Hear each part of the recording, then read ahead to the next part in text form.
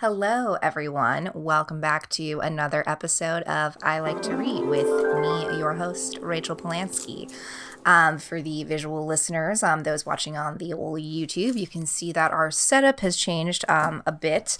Before, we were kind of going for more of like a casual on the bed thing. Got a little bit tired of clearing the clutter and all that jazz. The angle, we're figuring it out. Look, I'm at home.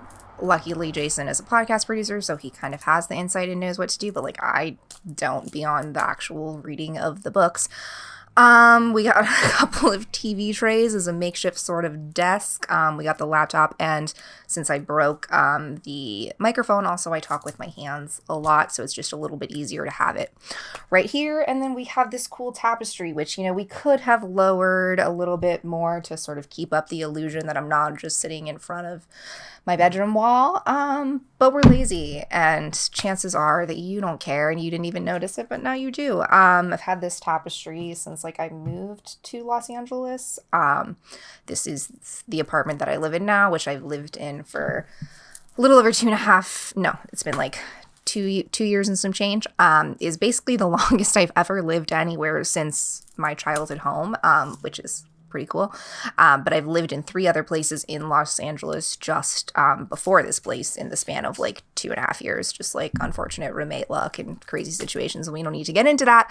But this tapestry has come along with me since the beginning. In college I had much more of a hippie sort of tribal tapestry, sort of, the cliche that everyone has. That came with me all 4 years. And this one, despite being a tapestry, is definitely more, a little bit of a YouTube backdrop, ethereal, fits the vibe. So that is that quick little background update. I'm recording this before the interview that will go up, but it's already up by now. So I just did an interview last week, but actually it's next week, with Rachel Verona-Cote, the amazing author who I took the nonfiction writing class with. I also recommended her book Too Much on a previous episode, but I just reordered the physical copy, and I'm sure that interview is next week, and I'm super excited for it, and I'm sure it was awesome and wonderful. So future Rachel, pat on the back, and that'll be linked down below, so check that out if you have not already. So we're here, it's a Saturday, it's October, so it's hot by any, objective standards, but it's Los Angeles, so it's actually kind of cooling down. It's, 75 degrees instead of 90 degrees. The reading is still happening. I guess October's just a big month. Literally 4 or 5 library books came in for me just yesterday, so I'm super excited to delve into those. We got a lot of good things coming your way. And we're just also thinking about ways to kind of keep this fun and exciting. I know chances are that you probably, if you've been listening since the beginning, thank you, welcome, hi. If you're new, if you just found me because of that Rachel Verona-Cote interview or something else, also welcome to the fam.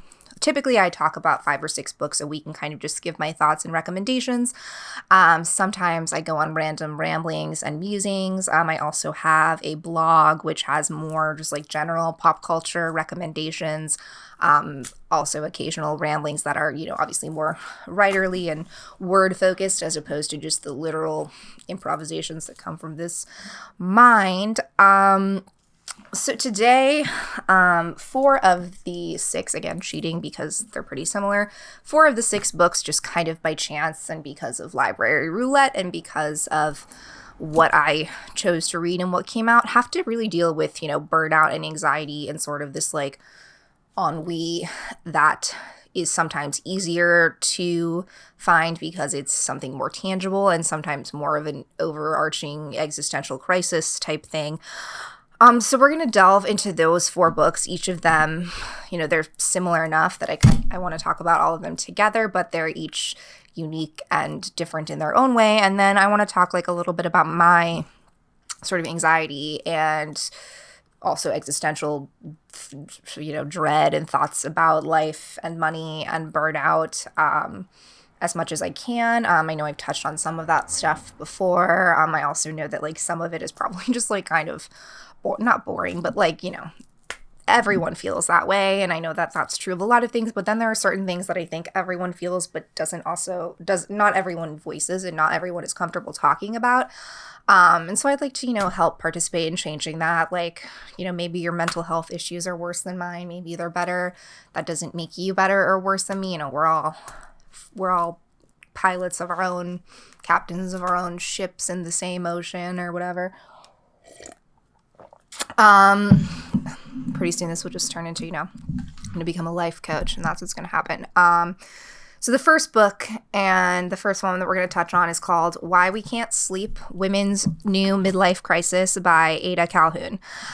So this is like a bit more of a sociological type of book. I actually toyed with the idea of minoring in sociology in college. I took a couple of classes. One was just like a general intro one, and then was like a class specifically about like class structure and like I don't know if that's what it was called. It was, we read like that Barbara Ehrenreich book about like nickel and dimed, and sort of that other one that was like a famous sort of study about kids in the city. And it's interesting then as I'm reading these books, I find myself like recognizing, or maybe it's the Mandela effect where I think I recognize it and I don't, but I do find myself being like, oh, something about this rings a bell. And I mean, I definitely skimmed a lot of stuff in college and didn't pay as much attention as I should have, but then it's like, okay, something's connecting.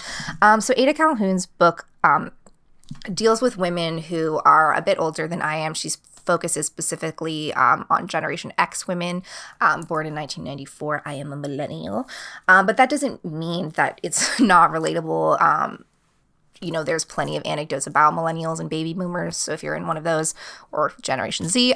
But I think it's something that, as she even notes in her novel, it's a generation that's kind of, defined by the sort of like Reality Bites, Pearl Jam, Nirvana, .com boom, and then now that they're all sort of, in their parenthood, they're parenting and they're not the main generation per se, they're already spurning the next generation. We forget a lot about them and we don't pay as much attention to them. As you can, one of the other books that I'm going to talk about deals with millennials.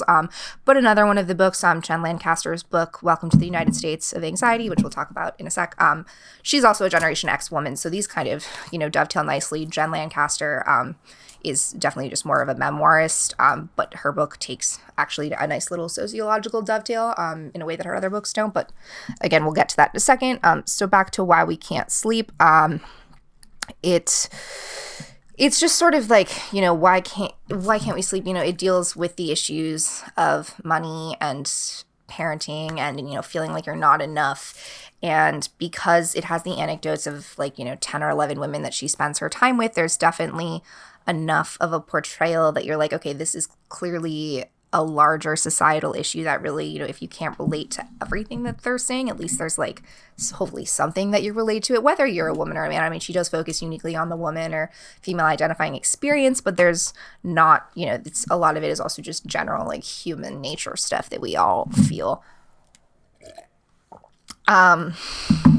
And it's also interesting, the big thing that she focuses on is like the lean in and the sort of like the taking control of like the Rosie, the Riveter type women sort of reclaiming everything, and how that becomes super exhausting when you're told that like you have to, lean in and have it all, but like don't try too hard and don't be too domineering and don't be Hillary Clinton. And I think that that's something that, I definitely struggle with, pretty much any woman struggles with, sort of like knowing when to speak and when to, when it's necessary or the right time to like have your voice heard and have your thoughts heard, but also having done that so many times and feeling like there's such good ideas or speaking up and then it just like it doesn't come through or nothing happens from it. So then you kind of get burned out, which we'll also dive to, we'll talk about burning out in a second too.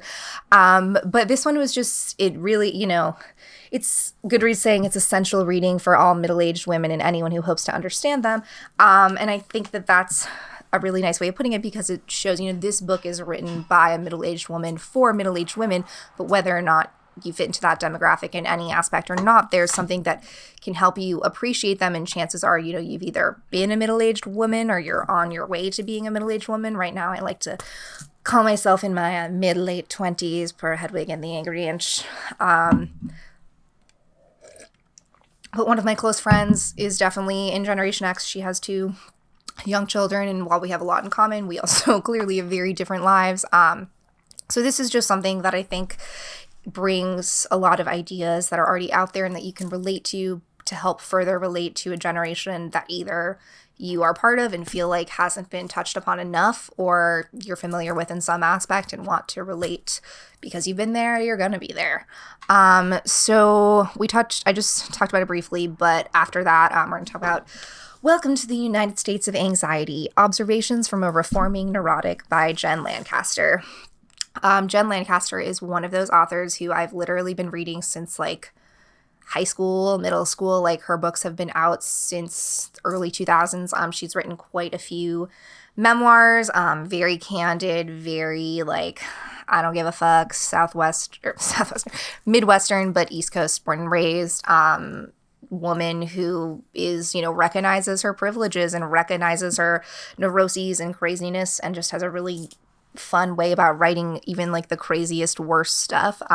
She wrote a couple of books like about her struggles with weight, which of course I related to, about her struggles with the workplace and finding a job, which I read when I was like 11 or 12, like very young, like way too young to really like understand any of those concepts beyond just like a purely literary sense. I mean, I was not going to work and living an adult life. I was literally like freaking 12 at the Cape Cod house, like living it doesn't matter. But I think, I haven't reread a lot of them since then, but I've consistently read her work as it's come out. She also has like a young adult novel.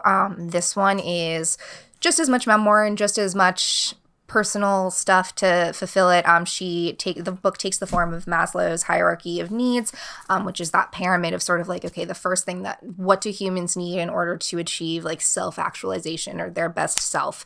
And of course, that constant reaching for self-actualization and that constant like wanting more and climbing the pyramid gives us a bunch of anxiety. And Jen is very clear about her anxiety, but also the larger United States of anxiety. So there's a lot more research, and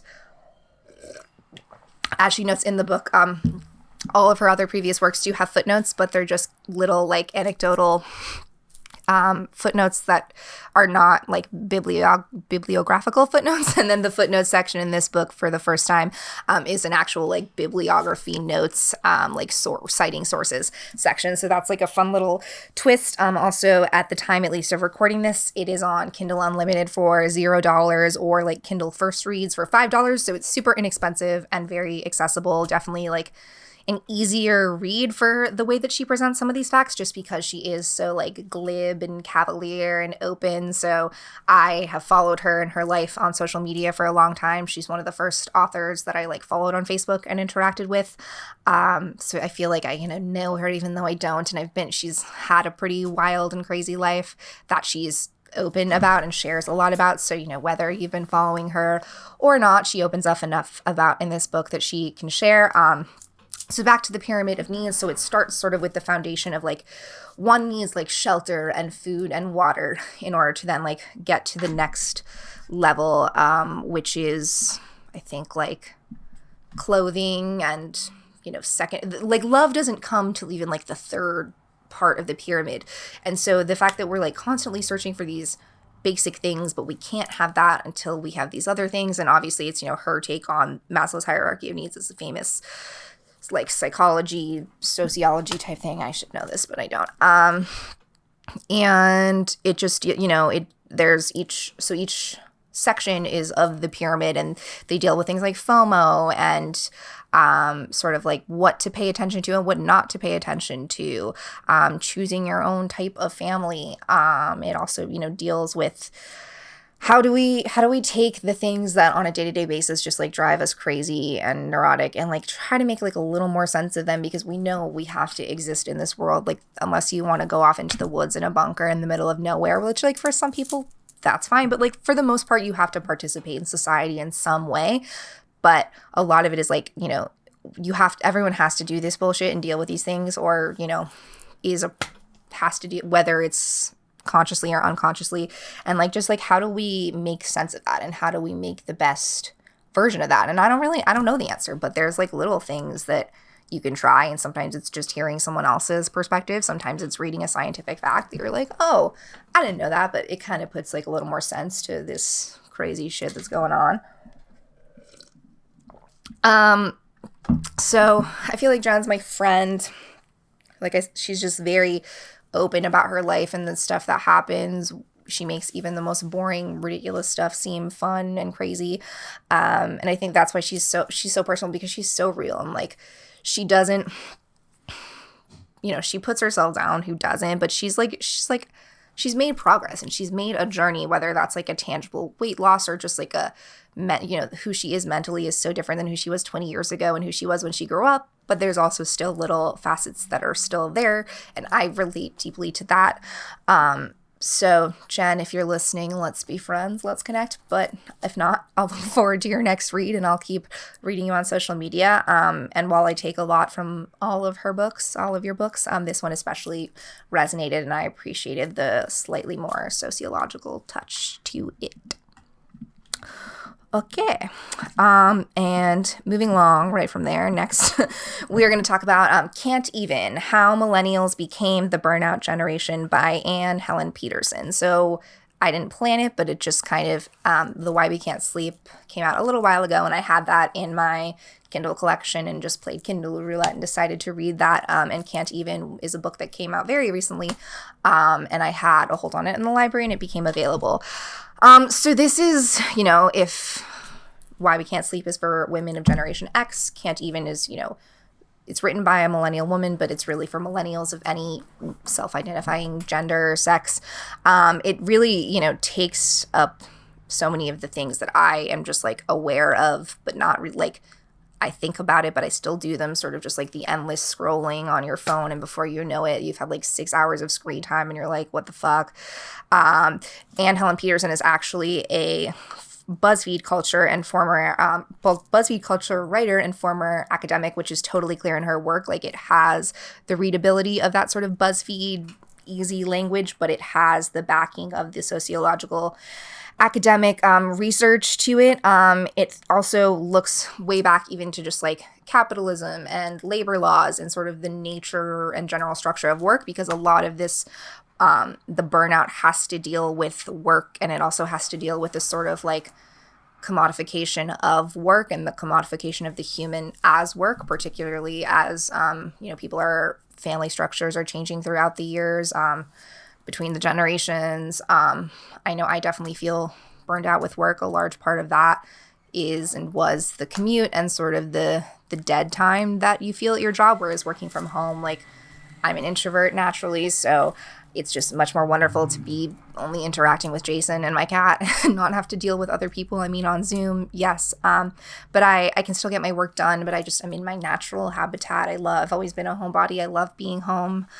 As I mentioned, this apartment is the longest I've lived anywhere except for my childhood home. So I've really made it my place. And it is a little weird when your work and your life, this was written pre-pandemic, but a lot of it's totally still resonates, where when you have your work, I literally have like a desk and a whole monitor set up in the other room. Like, when your work is in your apartment, and even though I have set hours I'm supposed to be working, it does become a lot much harder to separate sort of like, this is my life and leisure time and this is my work time, because work shouldn't be your life, especially if what you're doing is not exactly your main passion. And then it becomes the question of, well, if something is your main passion, and if it then does become your primary work, does it lose that sort of luster and love? Even I find myself at the beginning of starting this podcast, I was super excited to record, and let's be clear, I'm not making any money off of this. It's just, I'm not spending any money on it either. But it's just, spending time on it. And through that, it's, I don't want it to become a commodification. Maybe if I could get paid for it and make it my job at some point, that'd be cool. But like, even the more I do it, I'm like, I just don't want to record. And I'm like, if I don't want to, that's fine, because it's like, it's just me, and I can, put up something later or record the next day. But like, if I were getting paid for it and I had to do it and I had to be on it at a certain time, would it change that? And would it make me feel more burnt out about this? And I've loved reading consistently for 26 years, but I worry, it's already such a commodified thing. Could it be commodified enough to the point that I would become less of a hobby and work for me? I don't know. Things to think about, but that's a good one too. If any of this kind of stuff has resonated with you or interests you, check that one out. And then the last one that we have sort of in this existential ennui what is life? This one's more specific about money, specifically in the existential dread and very, very real dread that comes from owing money. I Don't Want to Die Poor, Essays by Michael Arceneaux. This is his second essay, or his second collection of essays. His first one had to do with like religion and sort of coming to terms with his sexuality. I haven't read it, but I have a hold on it at the library. This one is specifically, it's called I Can't Date Jesus. Which explores the financial and emotional cost of chasing your dreams. I Don't Want to Die Poor deals with Arceneaux's very real experience of taking out a ton of loans, going to college, and subsequently, paying that off, and the ramifications that debt has had on his life, from, the debt collectors calling you all the time, and how they really become, something like a amorphous monster that you have to avoid if you can't pay it, how your entire life becomes sort of like a freelance chasing just to pay bills, and they keep adding up. So he deals with like looking at also, health insurance and medical care and every little things that you don't even think about. I mean, I recognize that I am super privileged. I do not have student loans. I am very, very lucky in that aspect, but I do have other, I'm financially independent. I pay for everything else myself. And I make okay money, but I live in one of those cities the country's most expensive cities, and I choose to do that. And a lot of, I could be saving more money. There are certain things, especially like with ordering food and clothes, that I'm like, oh, I could be saving that. But like, I kind of look at it as, I don't have children. I don't have assets really right now. And I sort of, I'm sure I'll regret things in the future, and I already do from the past, but I've come a long way in my money management. I still have a long way to go, but once you're kind of thrusted like into financial independence, it changes a lot. But if I had student loans and if I had to have those monthly payments, like I'm barely making it work as it is, like I can't even imagine. And Arceneaux doesn't want you to pity him at all. He's just, I know that there's a lot of people in his situation, and he might be a slightly more extreme version because one of his parents also, his mom co-signed the loans with him too, and so that really it ties him. I'm fortunate where I have had to take out some independent loans from my parents, but I have paid those back. Thanks, Dad. Thanks, Mom. He sort of coins this term, actual economic anxiety, where you live in every day, not just sort of fleeting thoughts of, oh, can I afford this or can I afford that? But every little thing is so calculated, and it's so, living paycheck to paycheck is even a dream because it's literally living day to day. And, if there is an emergency, if there is something else, can you pay it, all while knowing that like maybe that 4 years of education was great, but 10 years on, or however much older he is since he graduated, like he doesn't have much to show for it. And then it kind of explores the larger issue of the value of college or the necessity of it if needed. He's a really great writer. He's very candid, but he's not like, woe is me. He's like, look, this is my situation. I've also come a long way, but I've been where you are. Hopefully for him, like I'll be in the future someday looking back and it'll be paid off. But it's also a relatively short, there's sociological stuff to this too, but it's much more from his personal experience, really exploring everything about not wanting to die poor and not wanting to be a larger part of this system, and how can one person escape, because if he can't, how can other people? So it definitely, on the one hand, made me feel extremely lucky of my privilege and my situation and put things in perspective, but it also just made me super frustrated that like there are so many things that I can relate into this, especially, like the advantages that older generations have had in terms of money and investments and the larger world and the situation that they were born into, and just sort of just like the shitty luck that we have, and that no matter how hard, it's luck and timing, and luck is a huge part of it, because you could be super talented and you could try so hard, but like the world is not fair for everyone, and that on some level, but it it resonates with you in certain situations more times than others. So we're going to wrap it up with the last two. We have two fiction novels. The first one is A Song for a New Day by Sarah Pinsker. I don't know, like, our author's psychic, because this book is literally about a pandemic that is like slowly taking over. They call it the before times, a pandemic, and then wars, and all of that is like sort of vague, but it leads in the before time, and we are existing in the after, which is the now, where basically everything is virtual. Cities are very like, this centers on music and the music scene. We have one of our characters, Rosemary, who like grows up in the time of like a digital hood and lives on a farm, and interacts with her family, but doesn't really interact with anyone else besides that, like lives in a world of virtual working and virtual school and avatars, and works for this large like Amazon corporation, meets a young woman who is a talented musician. The musician scene is like very underground and revival, and it's kind of fun that that's sort of like the punk rebellion that the author chooses to focus on, as opposed to like, you know, they're not trying to, in a way, they're trying to overthrow the government and the larger system but just by trying to play their music live and like interacting with people live instead of like selling out, and how music is the tool for the human connection. It plays with time a little bit, so you do get to see how the musician who we focus on, Luce, her name's Luce Cannon, which is also like such a friggin' cool name, how she kind of got to where she is, so we get to see the perspective of the world before and of the pandemic, and sort of then like the effects of public spaces and the benefits of connection and the negatives of digital connections, but also the ways that the digital connections can help us. It's very focused on, it's told through the perspective of these two women who are very well-developed, uniquely written characters. Like it's really like, it just feels like a post-COVID world, but like I forget exactly what their virus is that happens, but something happens that gets people sick and forces them to go digitally, and then music is what brings people together for human connection, and we explore it from sort of the like corporate side to the sort of rebellion leader, to the larger questions about society and viruses, and that one is cool. That's why I don't have a ton to say. And this one actually came out though like over a year ago, and again was back in the Kindle library, and I just happened to read it. So our author's psychic, which if it came out in 2019, that means it was written in at least 2018. Is the world just in this trajectory that was inevitable? I mean, maybe, who knows? So it's like a little bit Black Mirror-y, but it's definitely got much more like humanity and groundedness to it. Not that Black Mirror doesn't, but you know, everything is Black Mirror because it's 2020. So I don't know, do with that as you will. And the last book, which is so wonderful, is called The Midnight Library by Matt Haig.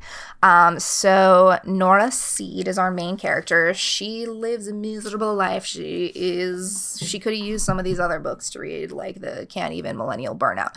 And she tries to kill herself. And before she thinks she's killed herself, and all of a sudden she wakes up in this library. And the Midnight Library is Nora's library, and each book represents a different life and a different path. So it's kind of got that, like, you know, It's a Wonderful Life vibes. Like, what would life be like without you? But it's more like, what would life be like if I had just done this one little thing? Like, she looks at it as this library sort of as like there's a little bit of spiritualism to it, and just sort of the like limbo and like what happens when you die, but there's nothing about like heaven or hell. The library as a metaphor for life and the books as different paths, of course, is something that I relate to very deeply. It's just super rich, and for something that is slightly macabre, like, you know, suicide and depression and darkness, there's such a sense of hope filled with everything. There's such a lightness. Each book represents a different choice in Nora's life. She, you know, at one point wanted to be a musician. At one point, you know, what would have happened if she stayed with the person that she broke up with? What would have happened if, even when she was younger, if she had just, you know, told her dad one thing instead of the other thing? So each life represents something so different, and she gets to see those. But then no matter what, there's still this sort of dissatisfaction that is evident, and, you know, you can kind of see that happening. But the way that she melds into these lives, you know, she comes in because she takes the place of the other Nora. It's not just like a what if, it's like supposedly this is an actual alternate dimension, and she's just replacing the Nora from that dimension. So it's like, this did happen, but it's like, for this Nora, what's happening? So it obviously makes you think about all your past choices and questions, and just a really fun, fantastical element to it. but very grounded in this human sort of question of like, you know, what could have been? What if I had just done, like, would my life be better? And often, you know, certain things might be, but then it's also like just the choosing to live your life and how you can enrich your life. And, you know, you can ruminate on those choices and what ifs, but it's never too late until you die. But while you're alive, you might as well. And she's just got just enough sardonicness and bitterness that it's not too like, okay, this is just lovely and great, because lovely and great is awesome, but you want a little touch of darkness. But The Midnight Library is just overall a really splendid, feel-good, fantastical novel that ties nicely and will end this episode for us. So I hope that you enjoyed a little bit of a chat, a little bit of therapy session about existentialism and anguish. You know, there's certainly much more of that to come, certainly prevalent in books that I'm reading, in things that I'm thinking, in life that I'm living. So we're going to wrap it up. This is the episode. Catch you next time, and until then, stay reading. Bye.